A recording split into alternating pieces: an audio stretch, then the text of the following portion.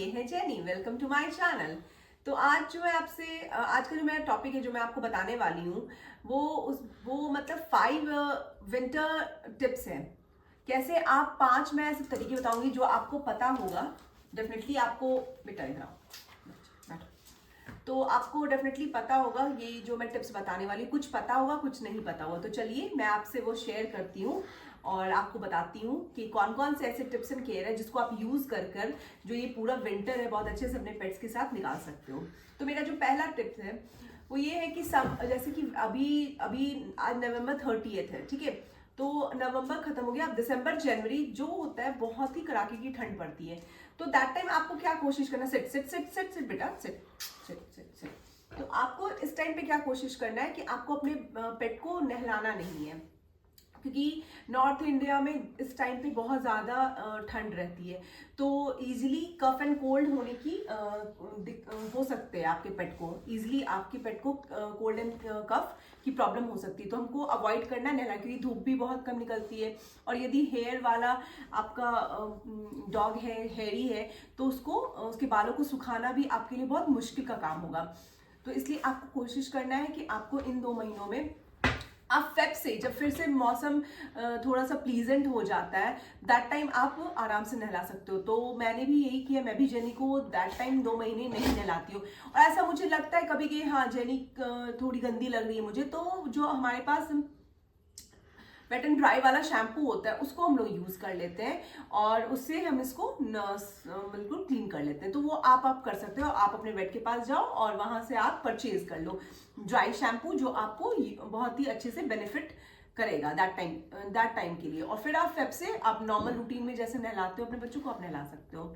Second मेरा जो tips है वो ये है कि विटामिन डी, आपको पता है जैसे हम ह्यूमंस के लिए भी धूप सनलाइट में विटामिन डी हमें मिलती है और हमारे लिए बहुत ही फायदेमंद होता है। तो कोशिश करना है कि ठंड के दिनों में जब जहाँ भी आपके घर में धूप आती है, अब देखो होता है कि हम लोग फ्लैट्स में रहते हैं, तो बहुत सारे फ्लैट्स में क्या प्रॉब्लम होती है कि समर्स में धूप आती है पर विंटर में धूप बिल्कुल नहीं आती है, ठीक है, या आती है तो थोड़े टाइम के लिए आती है। तो हमको कोशिश क्या करना है, जब हम थोड़ी देर के लिए भी धूप में बैठ रहे हैं तो अपने पेट्स को भी अपने साथ बिठाएं, अपने बच्चों को भी अपने साथ बिठाएं। या कहीं आपके यदि आप इंडिविजुअल घर में रह रहे हो तो आप वहाँ पे टेरेस पे आप ले जा सकते हो, या आपकी बैल्कनी में धूप आ रही है तो वहाँ पे कोशिश करो हाफ एन आवर एटलीस्ट बच्चा बैठे सॉरी बच्चा बैठे और उसको अच्छे से विटामिन डी मिल सके।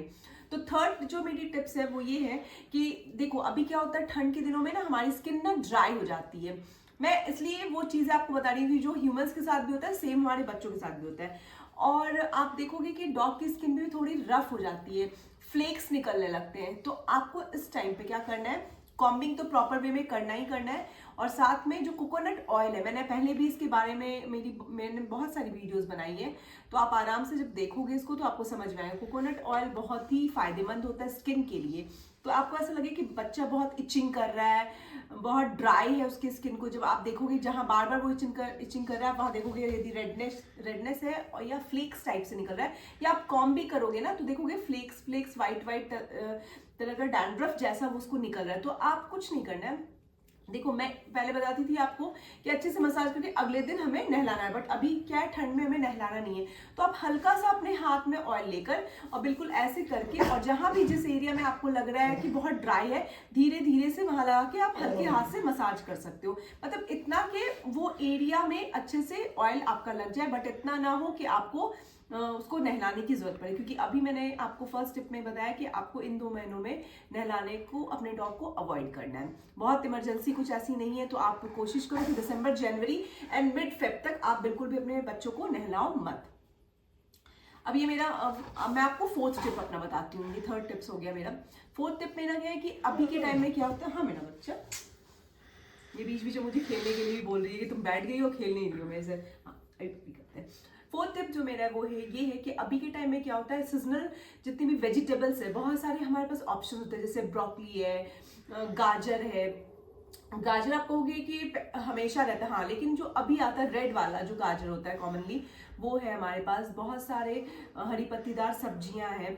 तो आप क्या कर सकते हो, बीन्स है, तो आप क्या कर सकते हो, जो भी मील आप देते हो आप अपने बच्चे को, उसमें आप बॉयल करके ये वेजिटेबल्स भी ऐड ऑन करो। स्वीट पोटैटो है जो जो अभी आता है, अभी विंटर्स में ही मिलता है, तो आप ये सारी सब्जियों को भी, सब्जियों का अपना स्मॉल क्वांटिटी पोर्शन लेकर अपने डॉग के वेट एंड एज के हिसाब से आप उसके फूड में उसको ऐड ऑन कर सकते हो। तो एक नया फ्लेवर भी आ जाएगा और बहुत सारे विटामिन का एक पूरा बैलेंस डाइट बन जाएगा उनका। तो आप ये कर सकते हो। फिफ्थ टिप जो है मेरा ये है कि अभी जैसे ठंड बढ़ेगी तो हम लोग टाइल्स, जहाँ भी हम लोग रह रहे हैं, आप भी जहाँ फ्लैट्स में रह रहे हैं या घरों में रह रहे हैं, तो यहाँ टाइल्स होती है। टाइल्स बहुत जल्दी ठंड होती है, ठंडक हो जाती है। तो आपको कोशिश करना है कि आप बच्चे को कुछ भी दो बैठने के लिए, या तो घर में आप बेड बनाओ या फिर उसके लिए बाहर से आप परचेज करो। आप एक बेड रखो और बेड पे ही उसको बैठने या सोने की जगह दो, क्योंकि क्या होता है, स्टमक एरिया में ना हेयर्स कम होते हैं। तो जैसे ही वो फ्लोर पे बैठेगा तो फ्लोर की ठंडक उसके पेट तक जा पहुंचेगी एंड ठंड लगने की बहुत संभावना होती है इस तरह से। तो आपको कोशिश यही करना है कि जब भी बच्चा बैठे या सोए आप एक उसको बेड दे दो। आप या तो घर में बनवा सकते हो या कस्टमाइज करके, या फिर मार्केट में बहुत सारे बेड्स अवेलेबल है, तो आप वहां से भी बेड्स ले सकते हो। तो आपको ये करना है। और साथ में स्वेटर एंड जैकेट्स, आपको ये भी देखना है कि आप, जैसे अब jenny set set set set set set set, अब जेनी है, ये स्वेटर ये जैकेट बिल्कुल नहीं पहनती है।